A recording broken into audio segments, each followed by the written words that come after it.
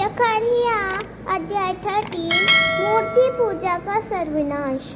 First, उसी दिन दाऊद के घराने और यरूशलेम के निवासियों के लिए पाप और मलिनता धोने के निमित्त एक बहता हुआ सोता फूटेगा।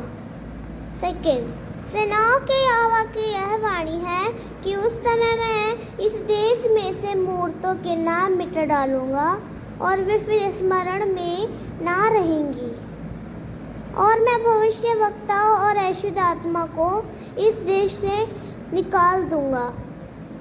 3, और यदि कोई फिर भविष्यवाणी करे तो उसके माता पिता जिनसे वह उत्पन्न हुआ उससे कहेंगे, तू जीवित ना बचेगा, क्योंकि तूने यहोवा के नाम से झूठ कहा है।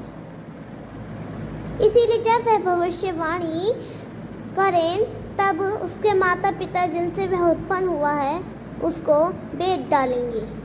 4, उस समय हर एक भविष्यवक्ता भविष्यवाणी करते हुए अपने अपने दर्शन से लज्जित होंगे और धोखा देने के लिए कंबल का वस्त्र न पहनेंगे।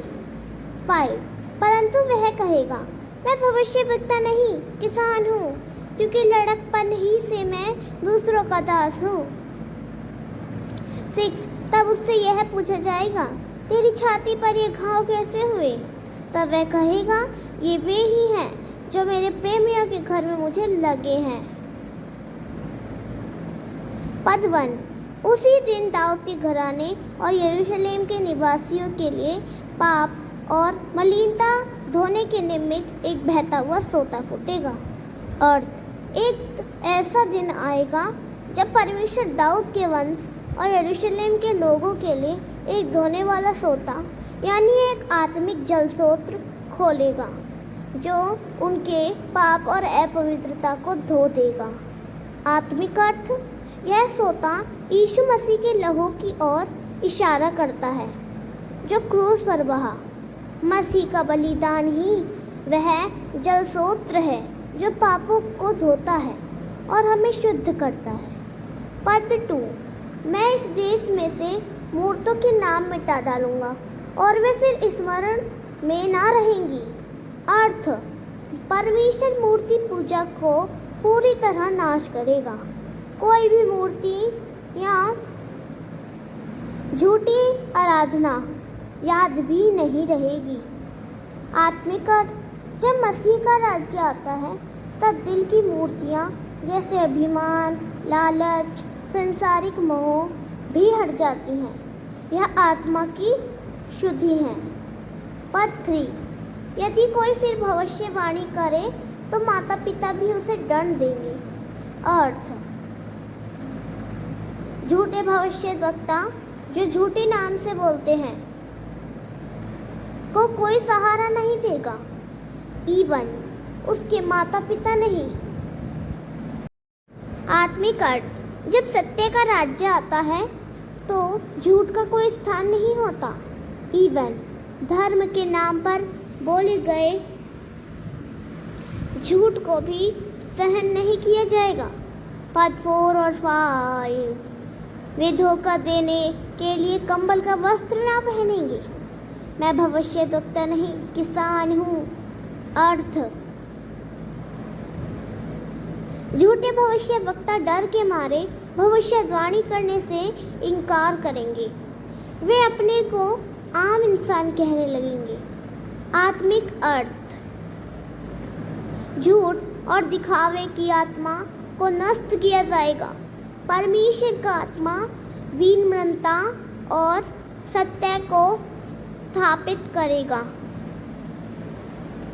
पद 6, तेरी छाती पर ये घाव कैसे हुए? ये मेरे प्रेमियों के घर में लगे हैं। और किसी व्यक्ति के शरीर पर घाव होंगे और जब पूछा जाएगा कि ये कैसे हुए, वह कहेगा, मेरे अपने लोगों ने मुझे चोट पहुंचाई। आत्मिक अर्थ,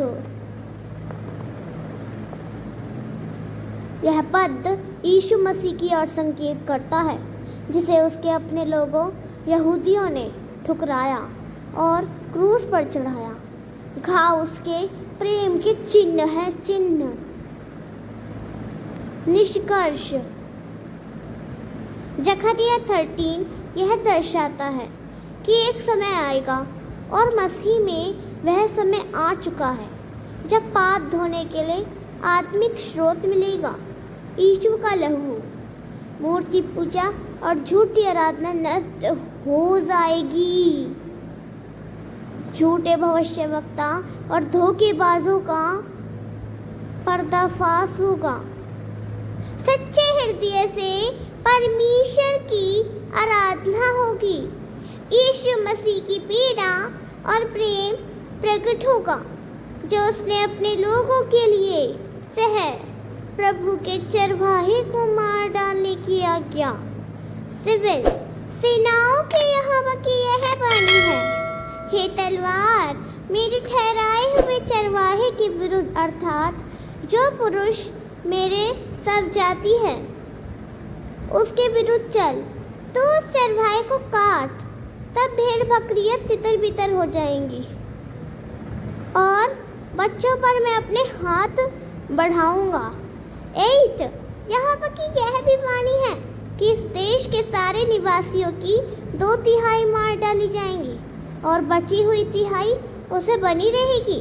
9 उस 1/3 को मैं आग में डालकर ऐसा निर्मल करूंगा जैसे रूपा निर्मल किया जाता है, और ऐसा जांचूंगा जैसे सोना जांचा जाता है। वे मुझसे प्रार्थना किया करेंगे और मैं उनकी सुनूंगा। मैं उनके विषय में कहूँगा, ये मेरी प्रजा है, और वे मेरे विषय में कहेंगे, यहोवा हमारा परमेश्वर है। चरवाहा कौन है? आत्मिक दृष्टि से चरवाहा जीसस क्राइस्ट की संकेत करता है।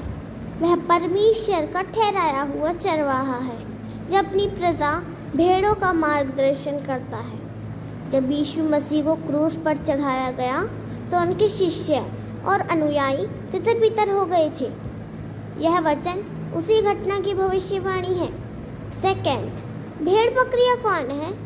हम सब मनुष्य विश्वास करने वाले इन भेड़ों जैसे हैं। जब चरवाहा यीशु को मारा गया तब उनके अनुयायी डर के मारे भाग गए।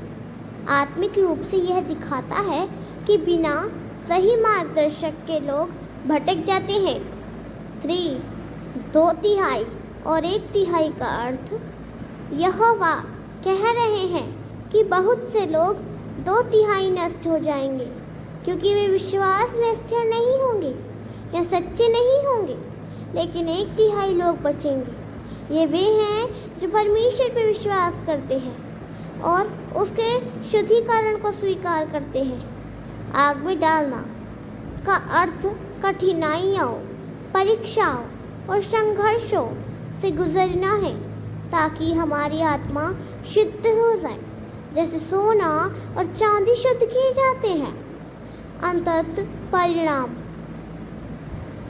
जो लोग विश्वास में टिके रहेंगे वे परमेश्वर के अपने लोग बनेंगे। वे परमेश्वर को पुकारेंगे और परमेश्वर उन्हें उत्तर देंगे। परमेश्वर और मनुष्य के बीच एक गहरा प्रेमपूर्ण संबंध स्थापित होगा। दुख और परीक्षाएं हमें गिराने के लिए नहीं, बल्कि हमें परमेश्वर की ओर निकट लाने के लिए होती हैं। आमीन।